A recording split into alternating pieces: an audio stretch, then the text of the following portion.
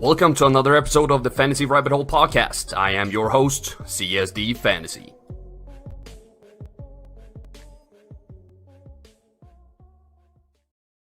Hello, Fantasy Faithfuls, and welcome to another episode of the Fantasy Rabbit Hole podcast. My name is CSD Fantasy, and I'm flanked by the one and only Nick Faber, no Coin Master. But how are you, Nick? Hey, I'm doing good.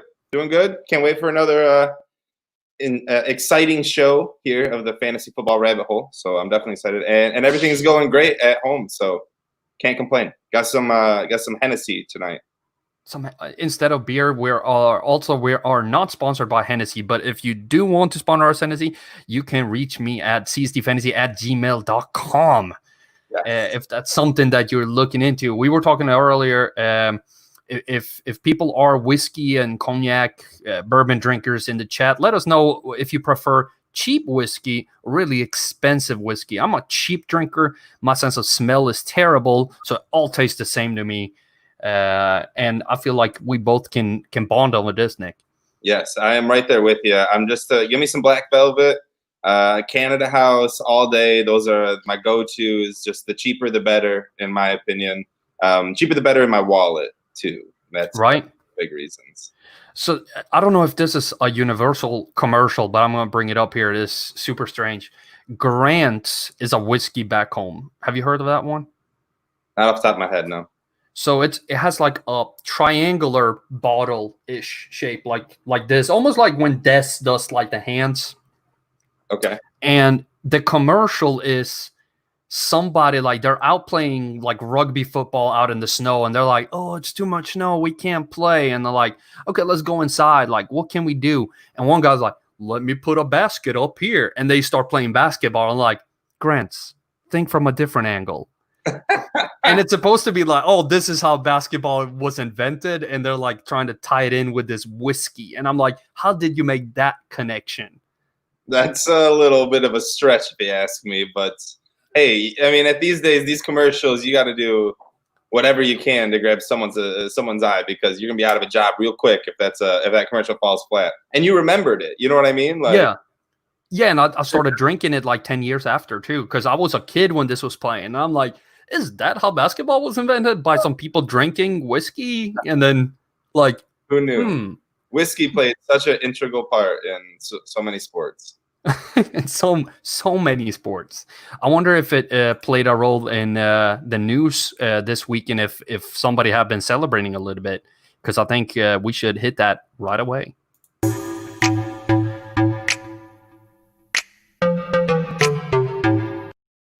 Because we do have some celebration for at least one person in the NFL, and that person is Patrick freaking Mahomes. Dak Prescott is crying blood right now, but Patrick Mahomes is celebrating 10 years. Like, this is unheard of. This was on the news back home with my dad, too. He brought up, like, did you hear? I'm like, yes, I heard. But 10 years was... How much money is this, really? Like, they're talking about, like, $500 million, something like that. Yeah, it's an extremely impressive contract. I actually haven't dug too much into the contract itself. Like, I do know there's a lot of roster incentives, roster bonuses, and where the signing bonus itself and the bonus isn't going to be as much. But I do know there's like $70 million dead cap this year, next year. Like, it's ridiculous. 10 years extension too. So it's not even taking away the 2 years he had prior to. He's now under contract for 12 years for the Kansas City Chiefs, which, like you said, is like damn near unheard of. Other than Brett Favre got a lifetime contract for the Packers. Bledsoe, I believe, got a 10-year contract from the Patriots a year before Brady took over. McNabb, I believe, got a 10-year contract. Yeah, I think so. He ended up going to the Super Bowl, never won, obviously, as we know. And then Dante Culpepper with the Vikings, I believe, got a 10-year contract as well. So it's like, and he didn't really accomplish much. None of them went and won a Super Bowl. Michael Vick was the other one. Another 10 years. But I mean, what do you think? Like, I don't know. Mahomes joins a club that isn't successful. Yeah, like it's weird, and I understand it from the Chiefs' standpoint, if that makes. Yeah, and like they're tying it to the cap as well. So depending on where the cap goes, his salary goes with it to a certain extent.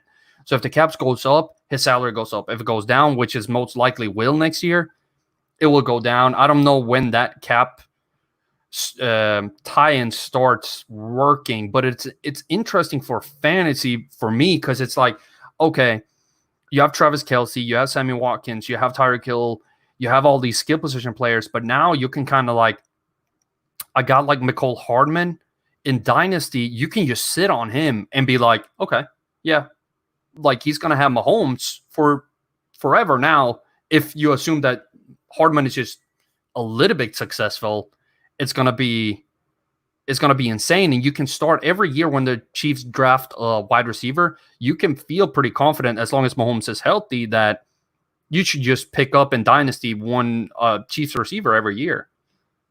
I agree with the See, here's the thing about the contract to Mahomes is it's going to eliminate a lot of the skill position players after their rookie contract. You're not going to have a ton of money to throw around. So Tyreek Hill's next contract and Mecole Hardman's first contract, his next contract, Clyde Edwards-Helaire possibly when he's done, like all these guys, I'm not sold on in Dynasty for the simple fact that I don't know if they're going to stay Chiefs for 10 years or if the Chiefs are going to continuously, cycle in new players at those skill positions and let Patrick Mahomes make all of them fantastic. Yeah. So, but in redraft, I absolutely love it. And every year I will definitely be getting Kansas City Chief wide receivers and one, maybe two. I won't be scared to double up on Chiefs wide receivers because I do believe Mahomes can score 40 points a game. And if you're scoring 40 points a game, it's not going to just be one guy. You know what I mean? Like Tyreek Hill is good, but Mecole Hardman's going to eat. CEH is going to eat. Like I do not mind just and you don't ever really want to double down on a full team, but fudge, man, the Chiefs are loaded. They're the team that if I'm going to buy 4 players on, it would be that team. Yeah, right. And it's crazy. I remember us talking on the fantasy triplet show we did that we thought that Amari Cooper, Dak, and Zeke were the best triplet. But if you extend that just one guy to a foursome, all of a sudden the Chiefs are just blowing every team in the league. Like they're just that good. If you add a 4th player and a 5th player on the offense, like nobody has that type of depth, even with the best freaking quarterback in the league. Like that's just incredible. I mean, you can maybe make the case that if you really want to, like Tom Brady, Mike Evans, Chris Godwin, Gronk would be a really nice foursome. Yeah, I mean, but then we have to assume that Gronk is Gronk too, which is a stretch. And we also have to assume that without players being out on the field for an entire summer, is Tom Brady going to have like that? I'm starting to avoid anyone who's joining a new team. I don't care who you are, where I'm at. I only want players that have been on the team before because I'm nervous that Tom Brady's going to be out of sync for the first couple months, and that's just going to kill a fantasy team. Like, don't you think that it will be the receivers that are out of sync with Brady more than Brady being out of sync? I feel like he's the type who just be so prepared that, he's the type who like, oh, you're not where you're supposed to be. Let me throw the ball away. Yeah, but those receivers move at such different speeds. You need to be like on point with your wide receivers, and I think the wide receivers are the ones that's going to be the ones that lose out on points. Yeah. Because Tom Brady and any new quarterback, Teddy Bridgewater or wherever, any new quarterback, Joe Burrow, these quarterbacks are just going to be so far behind any quarterback like Matthew Stafford that has Amendola returning, Marvin Jones returning, the whole team, Holiday returning, TJ Hawkinson returning. Everyone's returning. The only thing new is DeAndre Swift, and that's like not the toughest thing. So yeah, no, that's Matt Ryan, Calvin Ridley is returning. You know what I mean? You have Julio Jones. Those are connections and chemistry that you're not going to want to mess around with in comparison to DJ Moore and Teddy Bridgewater. As much as everyone loves DJ Moore, I'm starting to get really nervous on any team or any player that has anyone new, coherently with them. So whether that be coach, quarterback, or a wide receiver, and vice versa. So it's just there's a lot to think about. So Travis here says that running backs don't apply, and I was going to say that too. I just wanted to bring it up that I think that running, especially early on in the season, like flexing in running backs on teams that you maybe wouldn't flex in a running back. So, like for Tampa, for instance, like whoever you feel good about on that offense the first week, or I've never been a Patriots running back guy, but like get Sony Michel early. It's probably going to be a lot of runs there. Like players like that, like I would really trust somebody like Austin Eckler the first couple of weeks. I know that Tyrod Taylor have been in that offense, but it's still, like you said, with timing, it's not a new situation. But speaking from somebody who has like done a lot of sports in their life, timing can get a little rusty, even though you're working out on like all the time. But if you're not in a game situation or a game simulating situation, that timing can get a little off, especially in scoring situations, in my opinion. But for a running back who's running, I think it's easier to time that because you get the ball in your hand and you go. For a wide receiver, it's everything. You're moving with somebody next to you. You have to time with the pass and everything. And I think that timing, it's more that goes into those pass attempts. I don't know how I ended up here with Patrick Mahomes signing a new contract, but that's what we do on this show. and I'll jump in real quick and say I agree 100% with what you're saying.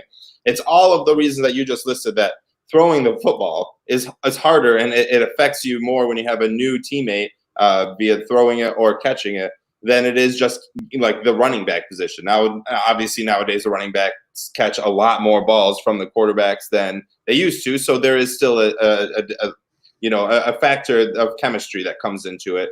Also, pass blocking is huge for your quarterback. If you have a new quarterback and you don't know exactly where they're going to be or how it's going to be, or for rookie running backs, pass blocking is going to be huge. If you're a rookie running back that can step in and immediately pass block in an NFL game speed with NFL rushers coming at you, then you're, one in a mill. Like that's why Alvin Kamara was so good, because his pass block. That's why Zeke was so good, because that's why they drafted him. Like that was the main thing. That's exactly right. So if you're like good, like Ronald Jones was good coming out, but he couldn't pass block. Clyde Edwards-Helaire is really good coming out, but if he can't pass block, it'll be the Damian Williams show very quickly. If Keyshawn Vaughn can't pass block for Tom Brady, and as much as Ronald Jones can't, at least Bruce Arians was saying that he had stepped his game up in that area in the latter half of last year. So, I mean, you would think that they have a little bit of trust with him, but maybe it's Dare that ends up being the greatest pass blocker, and he's the one with the pass catching ability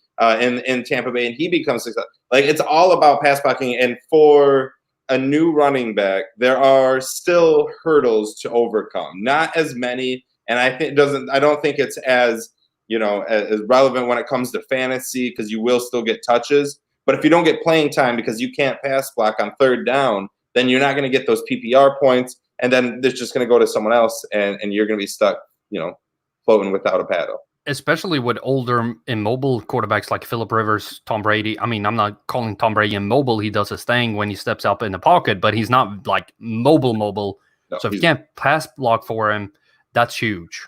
That's huge. We do have a question before we get to the next news item. So Travis says, let me pose this question. Are you avoiding Hayden Hurst? You brought up Matt Ryan and the Atlanta offense and, bringing in new team. You said you were avoiding pass catchers coming to a new team, and Hayden Hurst would be huge there, especially when he has Julio, he has Calvin Ridley, he has Russell Gage, players that he knows, that he trusts. He maybe not trust Russell Gage fully, but he knows where he's going to be. Yeah, it's a kind of delicate question, to be all honest, because Hayden Hurst, to avoid him, like, what's his ADP right now? It's pretty low, I think. Yeah, it's pretty darn low. So no, I'm not I'm not in love with him. I'm not trying to get him on every single team I own. I have absolutely no problem throwing a flyer or one or two on him, but I go ahead. What is it? It's pretty high. Holy crap. What is it? In the seventh? In seventh round? Yeah, I'm avoiding Hayden Hurst. Yeah, avoid him at that spot. Again, if I can get him in like the 11th, 12th round, I have no problem taking a shot on him. But at that point, I'll be streaming tight ends anyway, and I wouldn't expect Hayden Hurst to be a full-on tight end best in the league, because name 5 tight ends that go to a new team and are successful. Like Jimmy Graham's about one of the only few. It's very, very rare. It's very rare. Jared Cook, successful-ish. Jared Cook, I mean, yeah, for sure. Like, and there was one, and And this could be a very successful landing spot for Hayden Hurst. But I just think the first year, 7th round, I'm going to let that die down. Have him 600 yards and 5 touchdowns this year, which will be like tight end 15. You know what I mean? And at that point, he'll be drafted as tight end 15 next year, and that's when I'm going to go for him. When we have a whole new real NFL season and they have a year under their belt together, Matt Ryan and Hayden Hurst. So this year, yes, to answer the question, full circle, I'm avoiding him. Yes, totally avoid. That price is bonkers. Like 7th round, like what?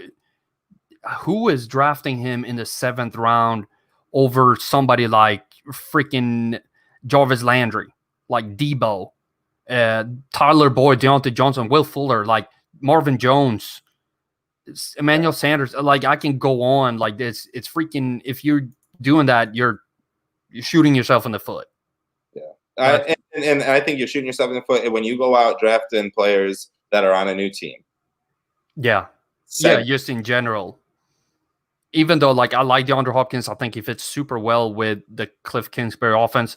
It's still iffy, and I said that in a snapshot video I did. I haven't uploaded yet, but it's coming in the next few days. I'm doing one video every day, and I see Nicholas Carone saying that he liked the snapshots, so I'm very happy about that.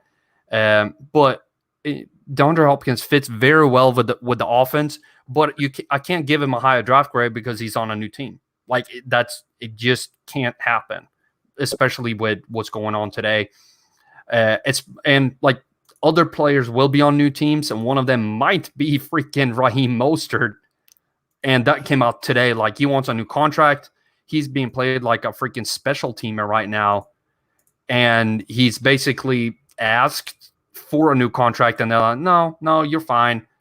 And then he played his hand and said, then I want to get traded. Do you think he's going to get traded or paid? What's your first like initial gut feeling on that? I never think a running back's going to get paid. I'll never think a running back's going to get paid. I don't think Dalvin Cook gets paid. I don't think Raheem Mostert gets paid. I don't think any running back will ever get paid. They are literally a dime a dozen now, and it's such a bummer. They're physically gifted gods. You know what I mean? To be able to be the bruiser, to take a hit. No slander on the running back position in any way, shape, or form.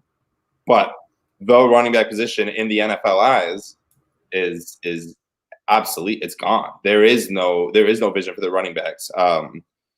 Zeke may be the last running back to get paid, in all honesty. So no, Raheem Mostert will not get paid. He also will not get traded. No one's going to trade for Raheem Mostert. He's a product of the 49ers, and no team is going to trade a 7th round pick for him. I'll bet almost anything for that. So I don't know what that entails. I don't know if that means he sits out this year. Again, I'm very skeptical on anyone skipping this year, because this would be the year to skip, even if you get fined hundreds of thousands of dollars. Even in Raheem Mostert, I mean, that'd be tough because he only gets paid like a special teamer. But regardless, like, I don't know. I know San Francisco's not going to budge. So I guess at that point, does Raheem Mostert go to play? Probably. So he's made in his career like $1 million, maybe, like before taxes, like 1.4 million before taxes. That's not that much. Sitting out is dangerous as crap for him, because people understand that he is a product. Look, okay, Devonta Freeman got hurt. He declined. But Tevin Coleman, even him going to the 49ers, haven't looked as good as he did under the Kyle Shanahan offense in Atlanta. So you're like, even somebody who is like in that offense and knows it is still struggling to be super successful. I'm going to be careful. I think Matt Breida is the only one that can be successful anywhere else, because I think he's a very talented running back. Very talented. He's just been very injury prone. But Raheem Mostert, I want him because he has lack of competition right now with Breida gone, and he's in the best running scheme in the freaking NFL, maybe with the Ravens, but I have the 49ers just a little bit higher. And like, I don't want him to sit out, and I don't think he's ever going to get paid what he thinks he's going to get paid, if that makes sense. I agree. I don't want him to. And honestly, at the end of the day, I think he'll be playing for the 49ers this year. Yeah, like just and like this annoys me a little bit though. Not about him, but the team is like, I produce this much. You don't want to change my salary. No, no, no. We signed a contract. But somebody like Des, when he signed his contract and he wasn't living up to it, they were like, yeah, you have to go down in salary. Like, wait, what? Like, yeah, go down or we'll cut you. But then when it's the players, like, look how much it's the Jamal Adams thing too. Like, look what I'm doing for you. And we're like, yeah, but the contract says it's only a one-way street. Yeah. It's only a one-way street. And I think it's so disrespectful to all these players who put their body on the line. I understand it. It's business. But I feel like it has to be some sort of two-way street there where if I'm making two Pro Bowls, you have to adjust my contract. Like something like that. Now, I can get down with the more incentive-based contract. Mm-hmm. But we've seen the flip side of that. We've seen Ricky Williams be not paid as much as he should because he bet on himself and he was unsuccessful. And it's like, I don't know. I do get what you're saying. In all honesty, though, it's a contract. You're signing it. I mean, I like that we should add in some more incentive-based for the contract. But as of right now, the contract you're signing it is what it is. But then that's what I mean. Like, but then when it's on the other side and be like, oh, you're not living up to what we signed you, so either take a pay cut or you're gone. You know what I mean? It can't be. You can't get a raise because you signed a contract, but you can take a pay cut even though you signed a contract. It's that uneven situation, in my opinion. Like, I feel like it has to be some sort of leeway. Like, okay, I didn't perform. Yes, let me take a pay cut. That's fair. But also, I outperformed. Let's get me a little bit of a bonus at least. If you're making the Pro Bowl, like somebody like Dak should have been given some type of incentive. I know he got a little bit, but. Correct me if I'm wrong. Don't you get an incentive to go to the Bowl? Doesn't Pro Bowl pay out? I think it does, but I could. Yeah, it does add a little bit to your base salary. Also, in your contract when you're signing this, like, yes, I get what you're saying. It's very one-sided, and I don't want to stand up for the owners in any way, but really, like that's why there's like dead cap, and like you still get paid if you get cut. Like some players, not all, but I don't know. Yeah. I don't even know how do we get down this rabbit hole? I don't know. Like this is what we do. This is what we do. I'll cycle this back around to Raheem Mostert, I guess, but then I felt like we went somewhere else after that. Hell if I know. Take us back. He needs to come back to he just needs and requesting a trade doesn't mean that you're like gone from the team. Ooh, I just spit. I was so excited. I got Corona through the screen. Well, that's why we have a screen. Jamal Adams isn't gone from the Jets, and damn he's not going to be gone from the Jets. And Raheem Mostert's not going to be gone just because they request a trade. Shows their displeasure. That they're not pleased with the team, but at the end of the day, they're probably going to be there. Because it's like $2.7 million. Like, I mean, I still want $2.7 million. Ask Le'Veon Bell. Le'Veon Bell will always say he did the right thing, but he lost I don't remember how much money he lost. It wasn't worth it. It wasn't worth it financially. Yeah. Did you see Sammy Watkins today said, how much money do I really need? Because they asked him about his salary cut. And no. The headline, I didn't read the article, just the headliner was him in quotations saying, how much money do I really need? So maybe Le'Veon Bell had so much money, how much money does he really need? No, but Oscar Isaac, the guy who played Poe in the new Star Wars movies, they're like, would you ever come back and do another, like, reprise your role? Like, if I ever need another house, but otherwise, no. like, I guess you're set. And I understand that at a certain point, like, how much money do you need? I don't know. Sammy might need a lot to go back to outer space. I don't know. He has a lot of fun ideas. Oh my God! I can't wait for the Mandalorian second season. Oh my lord! Oh, I'm so hyped. I'm so hyped. I'm so hyped. Don't get me down that rabbit hole. Let's hit the weekly topic instead.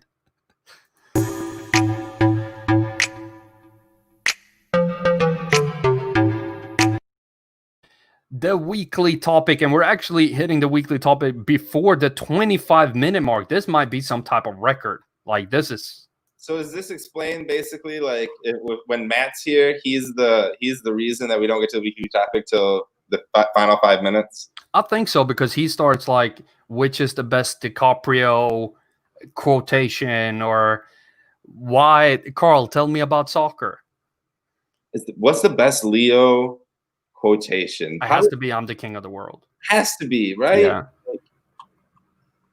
He's got some. I was trying to think of one from like Django that was really like, but all I can think of. Yeah, I think that's the most famous one, though. Yeah, I think you're right. Right. But the weekly topic actually is the do not draft list, and I think you prepared a really nice list in our a little chat that I thoroughly enjoyed reading, because it was super like bullet points, just like don't do this, this, and this, and this. We're fine. That's all we need. Like nothing more. We can cover this topic in 2 minutes. Just go over next list. It was not a list like that. I was just goofing around. But those are all the lists. All the things that I brought up on that list are things to avoid when drafting, per se. Not exactly the players. You know what I mean? Like there's just certain things you want to avoid. Yeah, and I think the last one you brought up, I think the last one on your list is Nuke until the 3rd. Does that tie in? I wanted to tie that back into the conversation we had earlier about players on new teams. So Nuke in the 3rd, that's where you're okay with it. Yeah. Not earlier than that. You're fine there, though. I am. And he'll never drop to the 3rd, and that's kind of why I say that. Because if, God willing, you have the first pick in the 3rd round and Nuke is still there, you take him. Yes, absolutely. And I'll have no problem with that, taking him over guys like Mike Evans or Adam Thielen, but you know, like and probably over Kenny Golladay. But I will not like stand for taking him over running backs that would be going up there. You do not take him over the top 4: Julio, Hill, Adams. Godwin should be over Hopkins. Honestly, I would say Golladay over Hopkins. That's where the line is drawn. Honestly, for me, for the wide receiver position per se. And overall, if you're like the last pick in the 2nd round, like I'm not gonna, I'm not gonna split hairs. It's not so black and white as I'm not gonna do it. But I'm just not reaching for him. That's for sure. I definitely am not getting in the 1st round, and I'm not getting them early 2nd round, mid 2nd round probably. I will try to take whatever running backs out there. I advise everyone to draft running backs, but exactly, like he's not going to be there, and that's why I said it. It's almost like saying, I guess if he's in the 14th round, sure, go ahead and draft DeAndre Hopkins. I'm just probably not going to draft him where he's going. We got Miller Badger asking if it's a volume issue. I don't think it's a volume issue. I think he's going to get a ton of volume. It's just that uncertainty would go into a new team. I do think he fits well. If it wasn't for the coronavirus, I would have gone like, yes, because he really fits what the Cliff Kingsbury offense is trying to do and what Kyler Murray is good at. So that I've done a lot of research into Houston this offseason, and Deshaun Watson is really bad at throwing short passes to the left side of the field. For some reason, like it goes low, it goes high, it does a bunch of stuff compared to when he throws to the right side of the field. It's very accurate. And it's a lot of these dump offs when he's like running around. So I can understand it's more difficult to throw to your left because you have to throw over your own shoulder or twerk your body in a funny way. And Aaron Rodgers or Mahomes are probably the only ones who can do it in a really, really good way. I can pretty good. So don't worry. but Kyler Murray is actually really good at that. So I think Hopkins' numbers on those passes will go up with Kyler Murray because he has a little bit easier to turn his body in that direction and is a little bit more. He puts his receivers in a little bit better position to gain yards after the catch, throwing to the left side of the field. And Nuke has like 36% of his targets go there. So he gets open in those areas as well. So I think it is a good fit. It's just that they haven't played together. The volume is not the issue for me. I think the first couple of weeks we might see a little disconnect between the two, and then later on it's gonna get better. But what you were saying in the 3rd, I'm all down for that. You were mentioning a bunch of players, and we're doing an analysis mock draft right now with Twitter analysts in fantasy football. And Nuke went 2.5 in a 12-team league. I think you're talking about what we're doing right now? Yeah, he went before Kenny Golladay and Chris Godwin, but after Julio, Tyreek, Davante Adams, and Michael Thomas. Miller. I think that's a little early. I would have gone Kenny Golladay over Nuke. I bet Miller was the one who took him, wasn't it? It was Peterson. Oh, Peterson. Okay. At Zone Tracks, for anyone listening, go follow him. He's a great follow. Yeah, that's a really fun mock draft. Kind of being steamrolled right now by SFB, but we'll get through the mock and then I will start posting on it.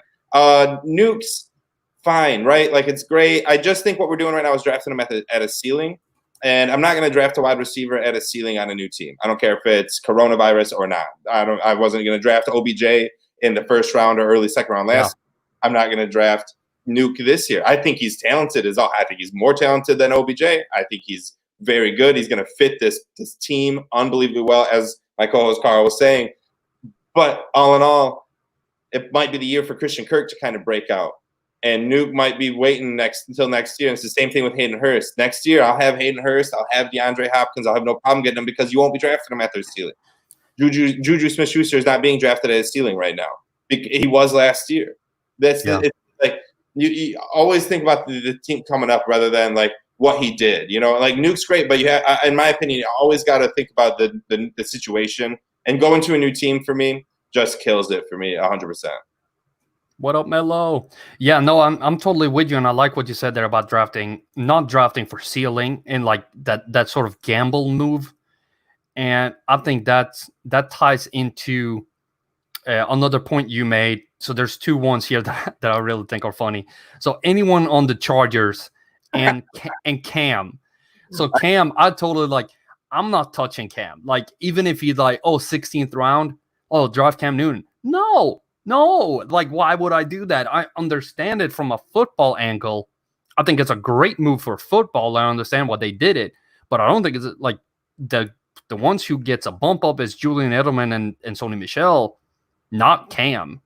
No, I mean he's not better than Tom Brady in my opinion. He's not going to put up better numbers than Tom Brady would have. There's still a lot of weapons. N'Keal Harry is like. I like him a lot this year. Like not a lot, but I like him this year. I think in the second year he could break out with Cam. Who knows?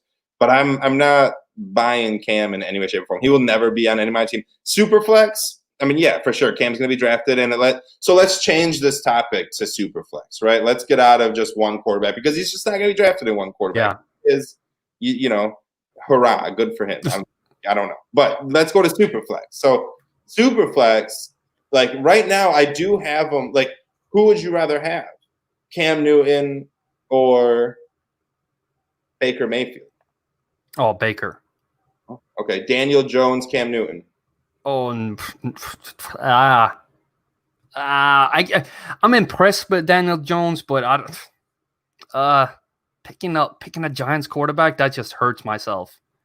Like that. That's. You got to be unbiased. Here, come on. Okay, I'm gonna have to go with Daniel Jones. Me too. So I'm Baker and Daniel with you. Miller says Jones for the upside. That's all I'm doing. And Baker over Cam from Melo too. Yeah, and so let's keep it going. Everyone is about to go in. But let's see where that line is. Kirk Cousins or Cam Newton? Oh, Kirk. Even though I don't even like him, but Diggs, I don't know if I can get in and behind Cousins. I mean, Delvin Cook could not be playing. Maybe I don't know. I would probably take a chance on. I would say Cousins. But that's what you're getting. That's the tip of the line right there, in my opinion. Like other than Derek Carr. I mean, I would go with Derek Carr. Gardner Minshew. I'd go Cam Newton. There we go. There's someone. Now we're talking over Gardner.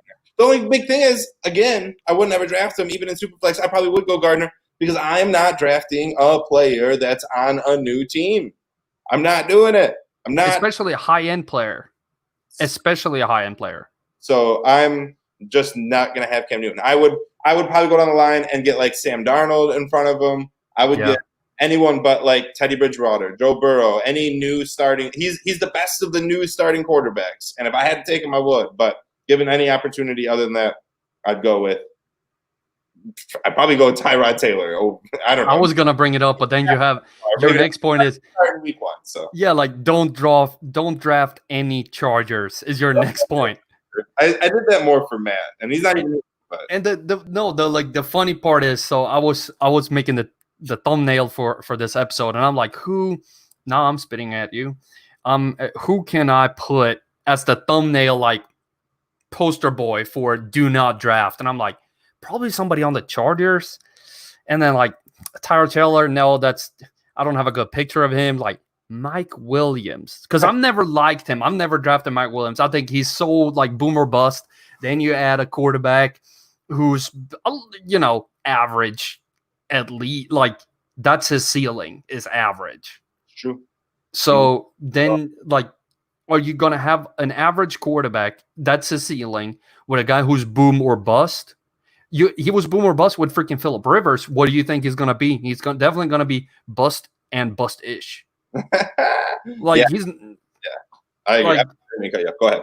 So like picking him, like that just made so much sense for the thumbnail. Like, yes, how about? And then when I posted that in our chat, you're like, don't draft any Chargers. I'm like, yes, thumbnail strikes again. Because I think it's true. Like I'm not going to draft a single Charger except Austin Ekeler, and I'm going to be very conservative about drafting Austin Ekeler. Yeah, Austin Ekeler. We'll get to him, right? He's the fun debate of the Chargers. But there's nothing else. Like if we remove Austin Ekeler from the debate, you wouldn't draft Keenan Allen. Like you wouldn't. Where's he going? I'm gonna check real quick. Keenan Allen's going in the 5th. Would you pick Keenan Allen over DJ Chark? Honestly, Keenan Allen the 5th isn't the worst thing in the entire world. I thought you were about to tell me like 4th or 3rd. Okay. DJ Chark, Keenan Allen. That's honestly not okay. So I would go with Chark. Sure. Yeah, me too. Tyler Lockett. I'd go with Allen over. No, I wouldn't. I'd go with Lockett over Allen. Here, these two are favorites of mine. Terry McLaurin and Courtland Sutton. Yeah. That's where the line is for me here. I probably would go with Sutton, Allen, McLaurin. Yeah, I think that's where end of the 5th. So wide receiver 25. If I get Allen in the 6th round, I'm a happy camper. Then we can start. Miller Badger says Keenan Allen and PPR is going to be seriously undervalued in redraft this year, and Travis thinks that he prefers Terry over Allen, and I think like this one is tricky. I really like Terry McLaurin, I really do. I think he's a great wide receiver. I just don't trust his quarterback to give him the ball the way he should get it. But that's the same thing I have the issue with Keenan Allen. It's going to be a lot of short throws, a lot of dump offs. PPR, yes. But it's not going to be like if you're looking at Tyler Lockett and Courtland Sutton, he's not going to have those big games that they can put up where they can actually win you a game. Like looking at Tyler Lockett, if they don't add any wide receiver talent to that Seahawks offense, both Lockett and Metcalf are like crazy good value in my opinion. They don't even need that many targets. They just need 100 and do their thing. They're high. Like low volume, high yards per catch receivers with touchdown upside. I love me some Metcalf this year. Lockett, I'm not so in love with it. He's great. He's so good. He really is. And he's not going to be like a thing of the past, but man, there's just something about Tyler Lockett I can't get behind. Last year I was all behind him. I was all in on him. The year before I was all in on him. This year, I'm just not sold as much. I just want DK is like, my dog's over here trying to eat my dinner. I gotta stay over here. I'm like, come on now, Bruno, what are you doing? No, DK is super interesting. And he's that shiny toy, man. Like, holy Jesus, I want him on my team. He looks so fun to have. I want to see him just rack up points, make monster catches on ESPN, and me be like, yeah, that's for my fantasy team. Yeah. You know what I mean? Where Lockett's just like, he gets those big touchdowns, but they're always because he has that great separation downfield. He knows how to run around with Russell, and that's how he gets open for those. He doesn't have too many jarring receptions. No, I think he's had one. So it's a little bit exactly. I think it was against the Lions. But I honestly think that DK is so much more fun, and they're separated by a couple rounds, so I don't mind drafting Tyler Lockett, but I'm not in love with them. I'd rather get another shiny toy around the Tyler Lockett. I'd rather get like Cortland Sutton over Tyler Lockett. You know what I mean? Yeah, no, I'm down with that. Like, I'm gonna grab one of them. I'm grabbing DK or Lockett in most of my teams. Right. I'll definitely take one of them because there is nobody else. Yeah, right. And I'm super stoked about both of them. Like, I've looked at their receiving trends, and Tyler Lockett. This is interesting. Usually, like, the deep right is great for wide receivers. If you're great at catching outside the numbers deep on the right side of the field, that's great for fantasy scoring. Unless your name is Tyler Lockett, because then the deep left is the best one, because Russell Wilson has the greatest deep ball to the left side of the field. And it's so funny because it's matched up so well with them that, like, Lockett has, I think he has like 12 or 13% of all his targets to the deep left, because he just keeps running there, and Wilson like, yeah, I know. And it's it's so nice to watch it, and you see against teams that struggle with their right side cornerback, you just know, like, if you don't put a safety there to help out, Lockett will burn that guy. And Wilson, it doesn't matter if he has to run 4 laps around another guy, he's just gonna eventually sling it down there, and it's a catch. And it's just so efficient. That's what I love. Like, you don't need 150 targets for Lockett to be productive. I'm okay with Metcalf being number 1, because Lockett will be productive as number 2, because the Seahawks defense is still shit. Yep. So Wilson is still going to have to do his thing. Exactly. We're still going to see a lot of throws from Russell Wilson. And again, wide receiver 3, 4 aren't really anything to worry about in Seattle. It's going to be a heavy dose of Metcalf and Lockett. And that's fine with me. I'm glad Lockett's being drafted where he was. Earlier, he had a pretty high ADP, but he's kind of down. And so now I don't mind taking so much of a chance on him now. Yeah, he was in the 3rd for a while. That was a little rich. That's what I'm saying. What do you think about DK or AJ Brown coming from Travis before we hit the next one? AJ, I don't know. Is that AJ? I'm like, what is he doing right now? I think Brown could be top 7 easily. He was number 1 last year. If you know, when Tannehill came back, came to start. Why the hell are we just now all of a sudden being like, wow, they're going to just triple cover him? No, man. I mean, if Derrick Henry stays healthy, AJ Brown, top 7 wide receiver easily. Yeah, no, it's almost a coin flip for me. Almost a coin flip. Yeah, very close. I mean, you're not going to go wrong with either one, in my opinion. You're really not, because DK, like I said, is going to eat in Seattle. But yeah, I think DK. I think both of them have top 10 potential. 5 to 10 is where both of them will end the season. It's okay. So now let's look at the top 10 wide receivers. Pick 2 of those that aren't going to be there. Oh, from last year? No, right now. So if you look at this ADP wide receiver, if they're going to go into the top 10. Oh, Adam Thielen? So we'll say 6 through 10. You know, they won't be top 5. So we'll say 6 through 10. Chris Godwin, Kenny Golladay, Evans, Adam Thielen, Allen Robinson. Yeah, the 9 and 10 right there. Bang. Thielen, Mike Evans, too. I can throw out Mike Evans. Who you replace with Mike Evans? Juju, Amari, Moore, Kupp. That one is difficult. Probably not Juju. I think OBJ has a resurgence and snags that 10. Ooh, I'm gonna go for that 10. Juju. Cooper Kupp. Yeah, I was thinking him too, but I'm like, I still can't really make a decision who I love more of, Robert Woods and Cooper Kupp. I love them both. They both could be 9 and 10.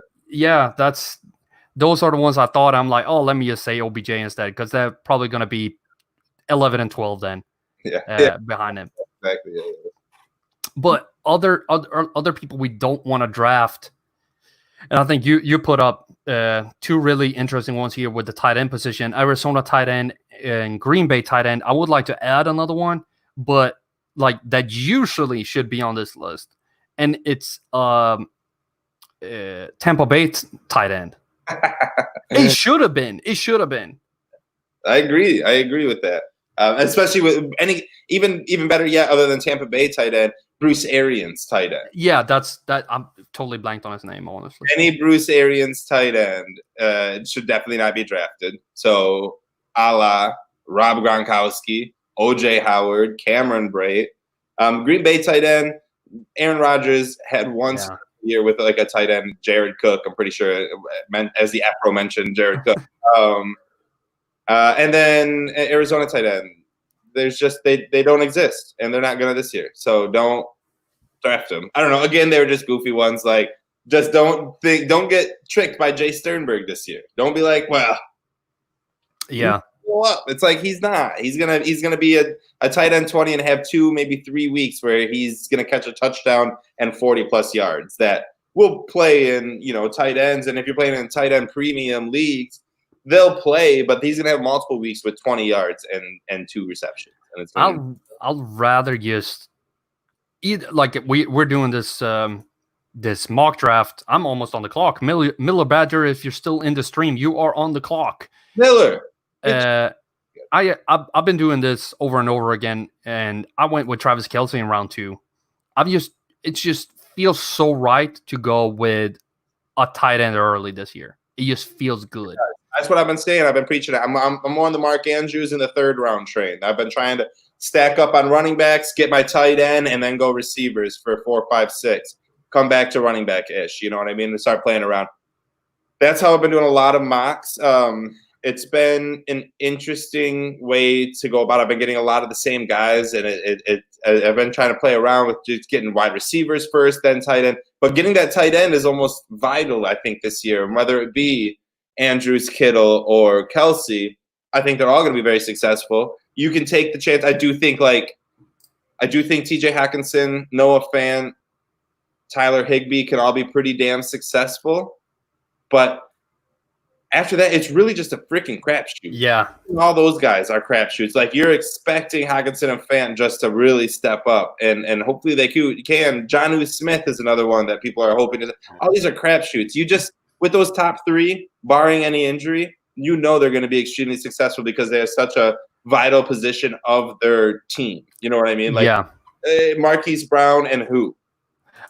Did you mention Zach Ertz and Darren Waller too? Because I would like to throw them in. They're not top. I would draft them in the 4th. Yeah. I would actually only go Kittle and Kelce in 2nd and 3rd. And then 4th, I'm doing Andrews, Waller, and Ertz. I can't. For me, I like Goddard more than Ertz this year. And I don't really have much to say on it other than the gut feeling that honestly, I'm done with Ertz. I have him ranked 9th. I have Goddard ranked 11th. I think it'll be the Goddard season. I think it'll be the season that he steps up and pushes Ertz to a less capacity, honestly. So I think we're overdrafting him right now. Is there any tight end that you wouldn't draft at all this year? I have one that I'm like, even if I'm streaming tight end, I will not draft Austin Hooper. Like, I don't trust what's going on there. Hell no, I'm not drafting him. David Njoku is requesting a trade. Like, any team's going to trade for him. Austin Hooper is great, and it ties into what I was going to say. I won't draft any tight end on a new team. Hayden Hurst being drafted way too early, I won't draft him. Austin Hooper on a new team, I won't draft him. Rob Gronkowski being drafted way too early, I will not draft him. Oh, way too early. Any of these guys, I will fall under the I will not draft train. Now, there aren't a lot of new tight ends. There are a lot of tight ends that are remaining with their team, and those are – so it's not like there's a lack thereof. You know what I mean? Yeah. There's a plethora of them out there. I'm just going to avoid any tight end that is joining a new team because that is one of the toughest positions to learn, and it's very rare that a tight end goes to a new team and is immediately successful. Yeah. Are you avoiding then, like you're saying, a new team, but are you avoiding somebody like Jack Doyle then who gets a new quarterback? For the most part, I'm going to try to. I'm definitely, again, if I'm drafting Jack Doyle, that means I've waited until the last round pretty much. Yeah. I'm going to be streaming a tight end. And depending on who does Indy play week 1, maybe I'll take that chance. But even so, like maybe not week 1. I probably won't be drafting Jack Doyle because he'll probably be a free agent come week 4 or 5. And at that point, he'll have some chemistry with Rivers, and I'll gladly try to go get him and before he hits like his home stretch and his good run. But to start the season, I think quarterbacks are going to struggle on new teams. So, yeah, I will definitely be avoiding that kind of situation as well, which makes it more imperative that you go and get Travis Kelce, Mark Andrews, George Kittle kind of situation. Especially with George Kittle, Deebo Samuel's out for at least the first month of the season. they all they have is Brandon Ayuk pretty much and George. Yeah. Kittle. So I'm definitely going to try to get Kittle anywhere I can. And the thing, like, I'm just with the Debo thing. I'm just hoping he falls so I can pick him up later because I do love the guy. I really think he's going to be great this year. Yeah, when he comes back, I think he will be successful. And like I said, he's only missing the first month.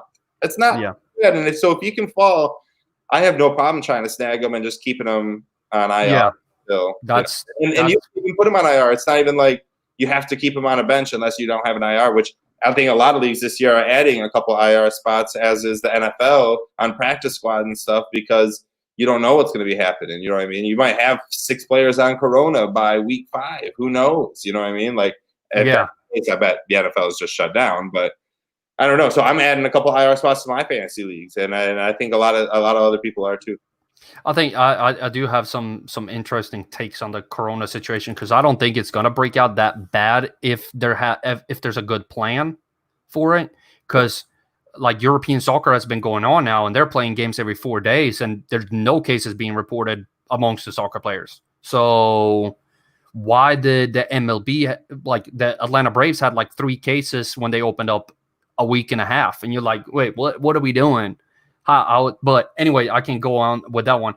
I want to hit 2 things before we sign off because Miller just informed me that I am on the clock, and he thought he sniped me by going with Allen Robinson. Nick, is that a snipe? Nah, A-Rob's never a snipe. He's got Mitchell. No. Here, Nick Foles throwing to him. Come on, like I get he's good. I get he's gonna get volume, but what are we in 3rd round right now? I mean, that's not. We're in the 4th, and look at the guys I got here: DK, Ridley, Woods, Shark, Lockett, Moore, Keenan Allen. Like, it's just so much wide receiver value. It's freaking crazy. 3 again. Those were the only ones that really mattered at that point. DK, Ridley, and who? And who? You said 3? Yeah, top 3. Oh, DK, Ridley, and Woods for me. So who are you taking? I'm taking DK out of these ones. DK over Ridley. So that's it's just. Or wait, do I? DK over Ridley. Is Ridley my? You already said DK on air. You're taking DK. Now you got to stand behind it. Explain to me why you're taking DK over Ridley, sir. Yeah, no, like I'm just wait. Give me 1 second. I gotta go back. Bring it back to the bottom of the map. Top 50. I got both. Okay, no, I'm taking DK over Ridley. Right now, in this case, I do think he has top 10 potential, while Ridley has top 15. I think Ridley is just there with Woods and Cooper Kupp and gonna finish there like 10, 11, 9. No, I mean 10, 11, 12-ish, that range, while DK has a little bit higher upside because he doesn't have Julio Jones in front of him.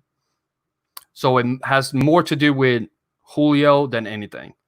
Yeah. And, well, Gurley to a certain extent, that they just have a name brand running back. So, like, Allen Robinson would never have been in the discussion for me here. Miller. Like, not even a little bit. But I'm really low on running backs. But I'm trying something. The last thing I wanted to hit on here is you put a kicker or defense until the last 2 rounds. And I will tell you why you should pick a kicker a little bit earlier.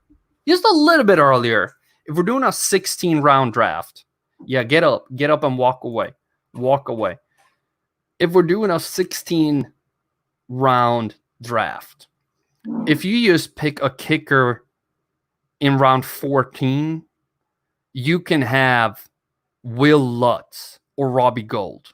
If you're waiting to round 15, you're ending up with Mason freaking Crosby or Steven Hauschka or Dan Bailey.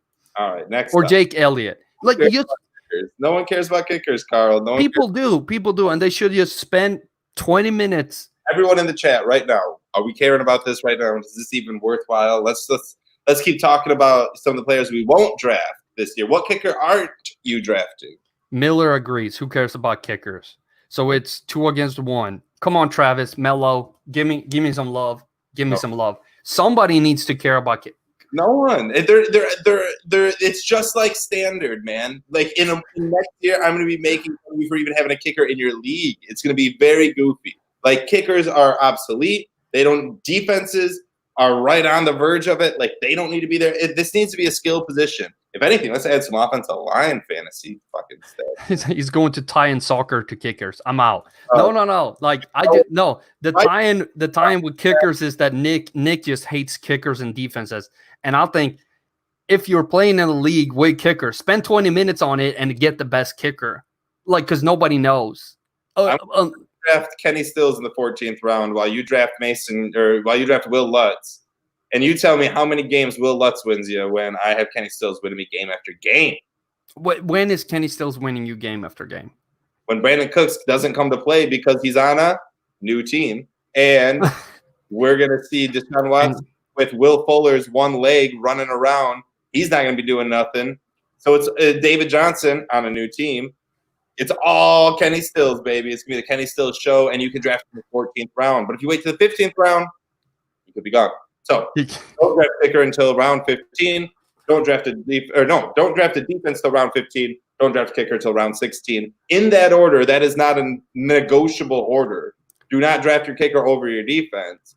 Draft your defense in round 15, your kicker in round 16. Thank me when you got a championship.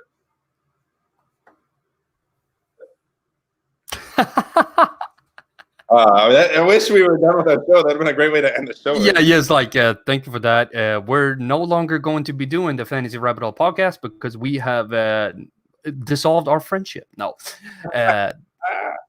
no, it's all fun and games, and I love that we can disagree on the kicker. I hate defenses. I truly do. I'm with you on that. I think it's a stupid thing to have. Like, why are we doing it? You're picking a whole team, and then people setting the scoring systems weird and all type of bull crap. Just get that going, but give me a good kicker. Like, or this is my alternative: remove kicking from the game. No, I don't like that either. Don't remove it from the game, but remove it from fantasy football. Not every part of football needs to be in fantasy football. We do not need head coaches in our fantasy. Yeah, league. no. We do not need. I mean, I kind of do my offensive line, but we don't need. I'm not even the biggest IDP fan. Like I've been in a couple IDP leagues. I'm not anymore. I haven't been in the last couple of years, but I definitely joined them. Like I wanted to see what it's all about. To be all honest, like I don't need all that. I really, really don't. Fantasy is fine how it is. To me, eliminate kickers, keep the defense. You're all right. Make quarterback rushing stats half of the points that they are right now, and you got a great fantasy league. You don't need to like make all these adjustments. For me, if you want to keep kickers in, really, I'm not. I'm in many leagues that have kickers, and it is very fun trying to predict every week and having games come down to a kicker, or even on having a kicker. I'll gladly go try to get kickers on Monday, regardless of whatever I think they're going to do, just to have that glimmer of hope. For me. You know what I mean? Like, fuck, all I need is my kicker to get 17 points, and then once every 15 times it happens, and you're just like, I love Paul Ettinger. I love Robbie Gould. I love whoever, Matt Prater. So I don't know. I definitely don't mind the kickers, but absolutely not. Anyone who's watching the show probably did turn this off or would. No, everyone's still here. Everyone who was on before the kicker conversation. Because I stopped your kicker talk to talk a little bit more about kickers. So yeah. You're welcome, everyone. You stopped it to explain to me how terrible it is to talk about kickers. Exactly. See, and I think that was worth it. It was, right? One step back to go 10 steps forward. Now we don't have to talk about kickers anymore. We had to get it out of the way the last 5 minutes of this show, but for the rest of history, we're not going to have Carl bring up any kicker. No more kicker talk on the Fantasy Rabbit Hole. I will stick to kicker postings on CSTFantasy.com. I did an article on kickers on Monday. Very well received. I'm doing another kicker article next Monday. Usually, like, it's interesting, like tight ends and kicker posts are usually some of my most read articles on the website because I guess nobody else like writes about kickers. Well, I learn about kickers. Yeah. I like somebody got to do it. Yeah. What does Miller say? You just don't draft a kicker and pick one up before week 1 is said. That also works. And Trevor says this is so true. Intervention is key. Yes. Intervention. But what Miller said is actually very correct. That's exactly what I do with every league. I mean, if you have a league the day before or if you have a draft the day before the league starts, draft a kicker. But if you're drafting in August or late August or early September before the league actually starts, draft all players. You never know what's going to happen in that week. You know what I mean? You never know who's going to, at this point, catch corona or in years past, just tweak a knee, tweak an elbow, tweak an arm, tweak a hammy. You never know. And at that point, you can get rid of someone else. And I definitely like that. You always just wait until you get a kicker until 12:58, Sunday of week 1. No, I can't argue with that, especially in a corona year. But that's our show today, Nick. That hour just flew by, even though we hit the weekly topic after like 25 minutes. I don't think we really talked about players we don't want to draft, really. We did somewhat. Put on my list I sent. Yeah. All right. I thought it was a good list. And if you want more good lists, go to the CSD Fantasy YouTube channel, where you're now getting one video every day. It's constantly being uploaded. So there's a bunch of wide receiver snapshots out there right now. Quarterbacks coming up in a few days. There's even more receivers. This video will count as tomorrow's video, but we're back with more fantasy snapshots on Friday. I think it's DeAndre Hopkins or Tyler Lockett. I can't remember. It's so many videos coming up. Check out csdfantasy.com for even more ranking articles. And I'm going into the value rankings soon. Who is the best value in each round, instead of just focusing on high scores. Just like Black Velvet, you always look for the greatest value, APD, I guess you do it here. APD, alcohol per dollar. And that's the best value. That's the best. We're not sponsored by Great Value, though, however. So that's unfortunate. We should be. If they're listening, feel free to reach out to us. Yeah, definitely. But this has been the Fantasy Rabbit Hole podcast. I would like to thank everybody for being here with us today. Thank you, Nick, as always. Signing off is Nick Faber, not Matt Williams, unfortunately, and CSD Fantasy. Till next time.